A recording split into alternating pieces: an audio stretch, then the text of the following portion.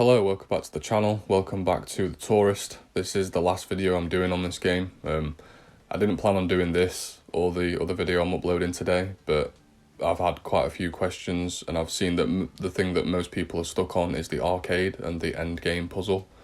So I'm going to cover the arcade games now. Obviously there's only so much I can do. You are going to have to do the games yourself, but maybe just watching someone else do it, you can kind of figure out a little tactic and it should help you. So, alright, so let's head inside and grab some tickets. This and the 540-degree surf jump is probably the hardest thing in the game for most people. I think it's down to the controls, and just if you're not used to these old arcade games, then it can be kind of tough. Okay, so here we are on Fast. This is like Fast RMX or Wipeout. It's just a driving game. So the only thing I can really say about this one is try and hit all the boost pads, and when you get to a certain corner, which I'll say when it happens, because you've just been on a boost pad, you need to actually let go of A so you're not accelerating, because you'll just fly straight off the map. I think it might be coming up in just a second.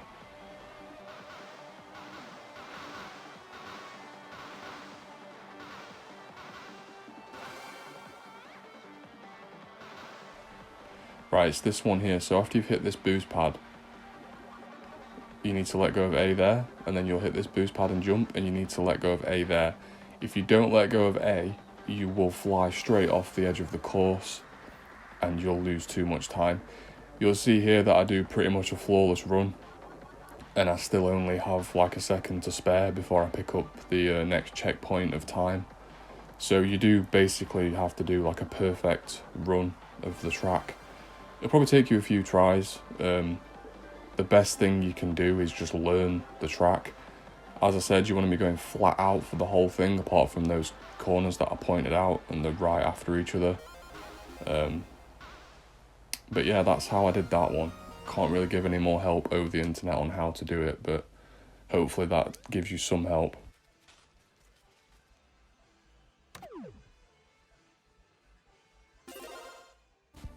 Alright, so here we are on Rocket Dynamite. Found this one a little easier than the car game, but I suppose it depends what games you're good at. What I like to do in this one is leave one piece of dynamite until the gold coin spawns in. If you didn't know, if you pick up the gold coin, it actually lets you kill the enemies. I didn't actually know this until I'd tried this quite a few times, so I was having a lot of trouble at first. I didn't even know you could kill the enemies. What it does is it also gives you 200 points per kill, so it's a lot quicker to get the score that way than just trying to run through as many levels as possible, because they do get quite hard.